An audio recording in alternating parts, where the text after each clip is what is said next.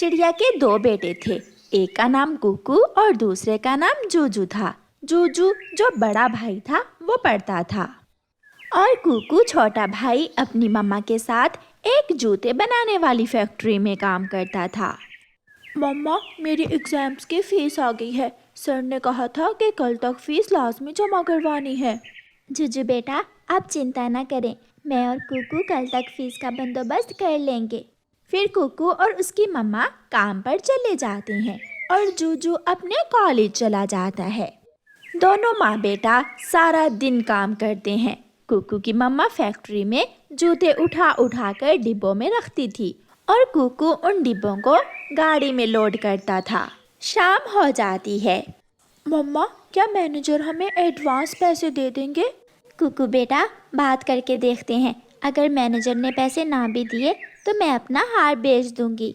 मम्मा, जूजू भाई की फीस जमा करवाने के लिए हम घर के पुराने बर्तन भी तो बेच सकते हैं। फिर वो दोनों माँ बेटा मैनेजर के पास जाते हैं। मैनेजर, इस महीने के पैसे आप हमें एडवांस दे दें। मैंने अपने बड़े बेटे के एग्ज़ाम्स की फ़ीस जमा करवानी है। मैनेजर, मैं देर रात काम करूँगा। मम्मा शाम को घर चली जाएगी और मैं रात को भी काम किया करूँगा। ऐसे हम बहुत जल्द आपके एडवांस पैसे लौटा देंगे। चिड़िया, आप लंबे समय से इस फैक्ट्री में काम कर रही हैं। आप अच्छे से काम करती हैं, इसलिए आप कुछ पैसे एडवांस ले सकती हैं।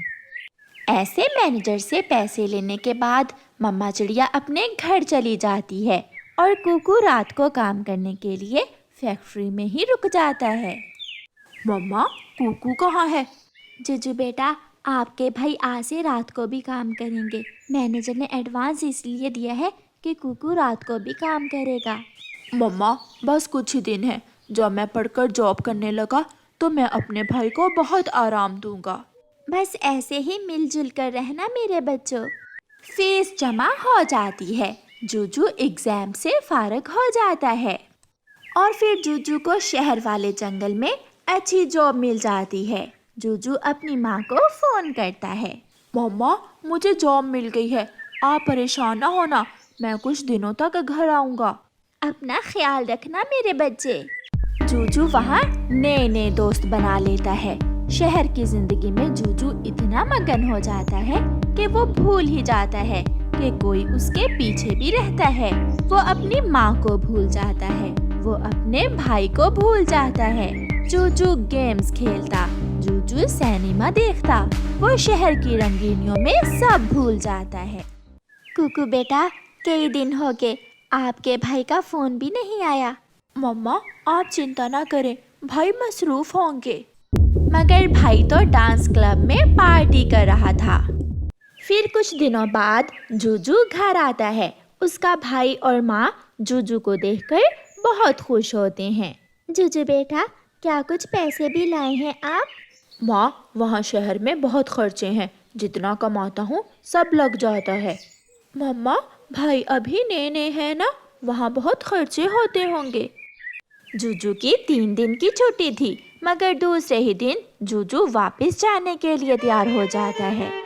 जूजू बेटा, अभी तो आपकी छुट्टी के 2 दिन बाकी हैं। मम्मा, यहाँ मेरा दिल नहीं लगता। वो ऐसा है ना कि वहाँ मेरे दोस्त हैं। दोस्तों के बिना कुछ अच्छा नहीं लगता।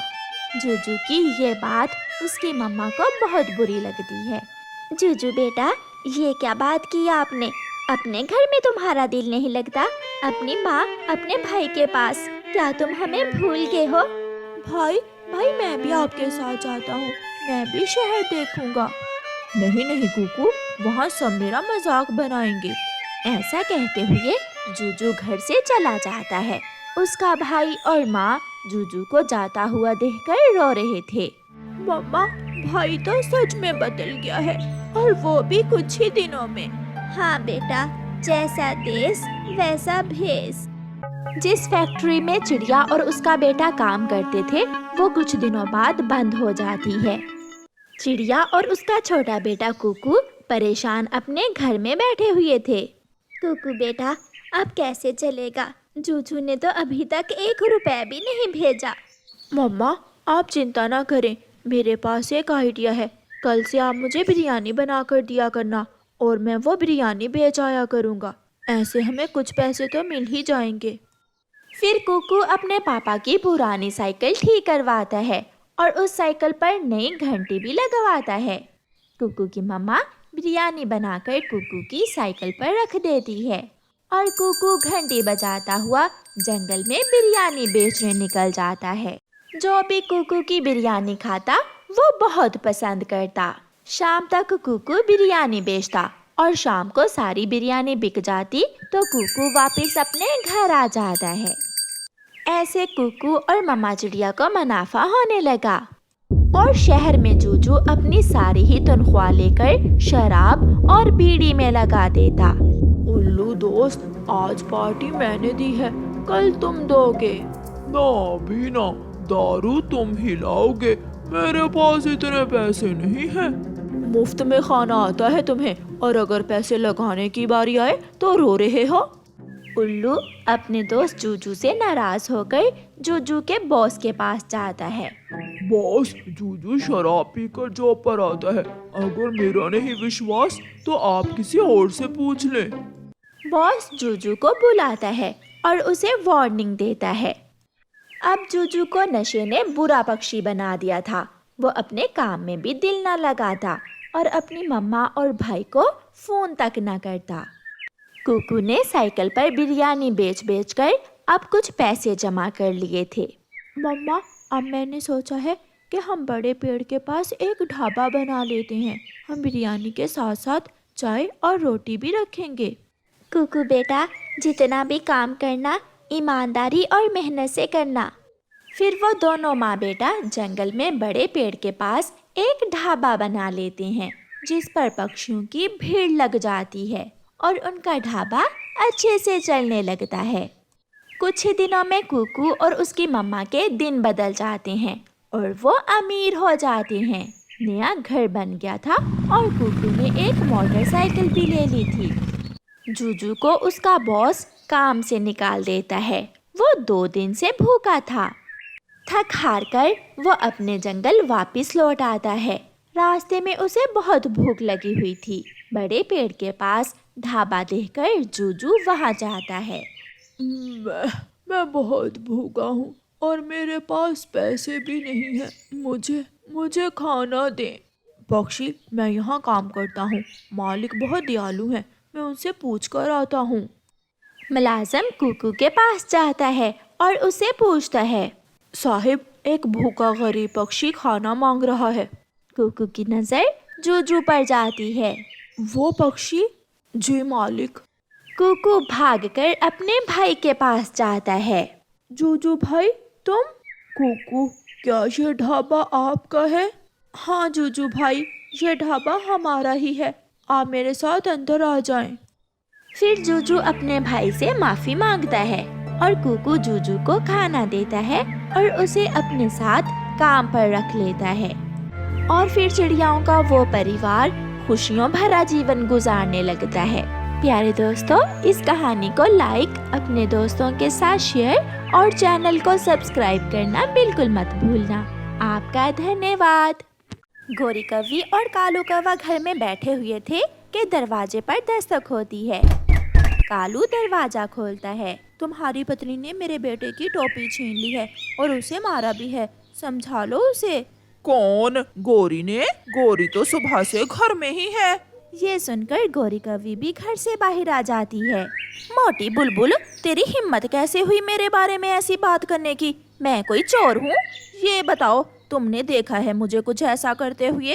एक चोरी, ऊपर से सीना चोरी। चिड़िया ने बताया है मुझे, उसने देखा है तुम्हें मेरे छोटे से बेटे से टोपी छीनते हुए। चल चल भाग, बड़ी आई, मोटो बदसूरत, बुरी शक्ल वाली।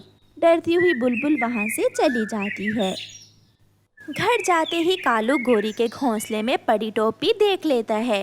ये टोपी तुमने कहाँ से ली है? ये तुमने जरूर बुलबुल के बेटे से ही छीनी होगी। चुप कर जा ओए कालू, हाँ छीनी है, कर लो जो करना है। बड़ाया उस मोटी बुलबुल की वकालत करने वाला।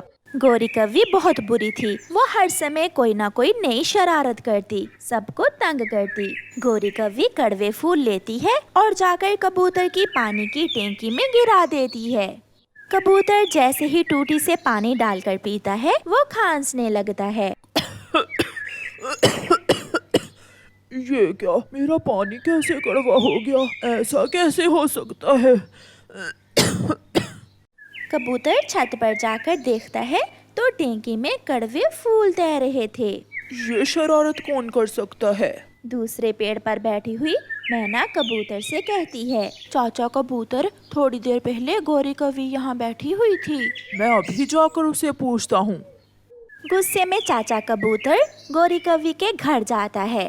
कालू, कहाँ है गौरी? उसने मेरी पानी की टैंकी में कड़वे फूल डाले हैं, मैं छोड़ूंगा नहीं उसे। यार कबूतर, पागल हो गए हो? वो तो सुबह से अपनी माँ के पास गई हुई है। ये शरारत किसी और ने की होगी।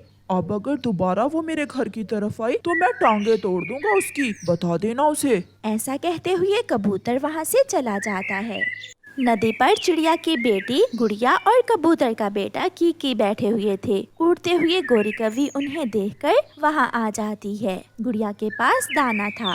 मैं चुड़ैल हूँ, मैं पहाड़ों से आई हूँ, मैं खा जाऊंगी तुम्हें। अपनी आंखें उल्टी करते हुए गौरी कवि छोटे बच्चों से ऐसे कहती है, नाना चुड़ैल, चुड़ैल आंटी, मुझे ना खाना, आप मेरे दोस्त किकी को खा लें। नहीं नहीं आंटी, प्लीज मुझे ना खाना, मेरे पापा आपको मारेंगे। गुड़िया के पापा नहीं है, आप गुड़िया को खा लें। अगर तुम दोनों मुझे ये दाना दे दो तो मैं ये दाना खा लेती हूँ और तुम्हें छोड़ देती हूँ। ले ले आंटी चुड़ैल, आप ये दाना ले लें और मुझे छोड़ दें। फिर गौरी कवि उन छोटे पक्षियों से दाना लेकर वहाँ से चली जाती है। रोते और डरते हुए बच्चे अपने घर चले जाते हैं। मम्मा मम्मा, नदी पर चुड़ैल है, नदी पर चुड़ैल है। पागल हो गई हो गुड़िया बेटी, मैंने तो कभी वहाँ कोई चुड़ैल नहीं देखी। मम्मा, उसकी इतनी डरावनी आंखें थी और काला रात की तरह काला रंग था। मम्मा, मैंने अपनी आंखों से देखी है वो चुड़ैल। उधर घर जाकर कबूतर का बेटा कीकी डरा हुआ था। मैं फिर कभी नदी पर नहीं जाऊंगा, वहाँ चुड़ैल रहती है। नहीं बेटा, ऐसे नहीं डरते। अब आपको बाहर जाना, नदी से पानी पीना, दाना लाना सब सीखना होगा। अगर उस चुड़ैल ने मुझे खा लिया तो फिर मैं क्या सीखूंगा? कालू, लो ये दाना खाओ। मैंने चिड़िया और कबूतर के बच्चे से चुड़ैल बनकर छीना है ये दाना। सब तंग है तुमसे, जिस दिन तुम पकड़ी गई तो बहुत मार पड़ेगी तुम्हें। कालू, बहुत मजा आता है मुझे ऐसे कामों में। मैं तुम्हारी तरह डरती नहीं हूँ, जब पकड़ी जाऊंगी तो देखा जाएगा। ऐसे ही एक दिन गौरी कवि पहाड़ों पर जाती है। वहाँ एक बड़ी चील बैठी हुई थी। हमारे जंगल में ऐसी बड़ी चील पहली बार आई है। शरारत करती हूँ मैं चिड़िया से जाकर। हाँ, मैं चिड़िया से शरारत करती हूँ। गौरी कवि जल्दी से चिड़िया के पास जाती है। चिड़िया चिड़िया, जल्दी जाओ, पहाड़ों पर तुम्हें बूढ़ी फाख्ता बुला रही है, उसे कोई जरूरी काम है तुमसे। पहाड़ों पर? मगर कहाँ? बेरी के पेड़ पर अपने घोंसले में बैठी हुई है बूढ़ी फाख्ता। चिड़िया जल्दी से पहाड़ों की तरफ जाती है। वो बेरी के पेड़ की तरफ जाती है। चील का मुंह दूसरी तरफ था। चिड़िया वहाँ जाती है। माँ जी, फाख्ता माँ जी, आपने मुझे बुलाया, क्या काम था आपको मुझसे? जल्दी बताइए, मुझे दाना लेने भी जाना है। चील अपना मुंह चिड़िया की तरफ करती है। अब अगर तुम आ ही गई हो तो मेरा भाजन बन जाओ छोटी चिड़िया, और तो कोई काम नहीं है मुझे तुमसे। चील को देखकर चिड़िया की तो जान ही निकल जाती है। चील दी, आप मैं तो समझी कि वो क्या है आपके पीछे। जैसे ही चील अपना मुंह दूसरी तरफ करती है, चिड़िया अपनी जान बचाकर वहाँ से भाग जाती है। भाग गई चिड़िया, जान बचाकर भाग गई। वो गौरी की बच्ची तो आज मेरी जान ही लेने वाली थी। हर समय कोई ना कोई शरारत, उसे सजा जरूर मिलेगी। रास्ते में बैठी हुई गौरी कव्वी चिड़िया को देखकर हंसने लगती है। चिड़िया चिड़िया, क्या कहा बूढ़ी फाख्ता ने? क्या काम था उसे तुमसे? ये तो समय आने पर ही बताऊंगी मैं तुम्हें गौरी की बच्ची। चिड़िया वहाँ से चली जाती है। पूरे जंगल में एक मिट्ठू तोता ही ऐसा था जो गोरी का एतबार नहीं करता था, इसलिए वो गोरी कव्वी की शरारतों से बचा हुआ था। मगर आज गोरी कव्वी तोते के पास जाती है। मिट्ठू, तौबा कर ली है, अब मैंने भी तौबा कर ली है, अब के बाद मैं कोई शरारत नहीं करूंगी। सच कहा गोरी, अब तुम बच्ची नहीं हो, अब तुम बड़ी हो गई हो और शरारत में किसी दिन तुम मुसीबत में पड़ जाओगी। ठीक है मेरे सुंदर सी चोंच वाले मिट्ठू भाई, लो ये मिठाई खा लो। मैंने अच्छी कव्वी बनने की खुशी में मिठाई बांटी है आज पूरे जंगल में। मिट्ठू बेचारा गोरी कव्वी से जैसे ही मिठाई लेकर उस पर जोर से अपनी चोंच मारता है, उसकी चोंच मिठाई में छुपे पत्थर पर लगती है। मर गया, मैं मर गया, मेरी चोंच टूट गई है, इस मिठाई में तो पत्थर था। उल्लू बनाया, बड़ा मजा आया, तोते को उल्लू बनाया, बड़ा मजा आया। ऐसे कहते हुए गोरी कव्वी वहाँ से चली जाती। फिर कुछ दिनों बाद गोरी एक छोटे उल्लू के बच्चे से कहती है, ओए उल्लू के बच्चे, तुम मुझे घूर क्यों रहे हो? आंटी, मेरी आंखें ही ऐसी हैं, मैं कब तुम्हें घूर रहा हूँ? उल्लू के बच्चे, तेरी आंखें तो मैं निकाल ही दूंगी। गोरी मुफ्त में ही उस उल्लू के बच्चे को 2-4 लगा देती है। गोरी अभी घर पहुंची ही थी कि दरवाजे पर दस्तक होती है। गोरी दरवाजा खोलती है तो बाहर उल्लुओं की पूरी फैमिली खड़ी थी। पकड़ो, इसे मारो इसे। वो सब उल्लू मिलकर मार कर गोरी कव्वी को बंदर बना देते हैं। छोड़ो मुझे, माफ कर दो उल्लू जी, मुझे माफ कर दो। तुम जानती नहीं हम कौन हैं? उल्लू हैं जी आप, प्लीज मुझे छोड़ दें। फिर मारने के बाद उल्लू वहाँ से चले जाते हैं और गोरी कव्वी की पूंछ पीटने के बाद लाल हो गई थी। हाय मर गई, बहुत मारा, जालिमों ने बहुत मारा।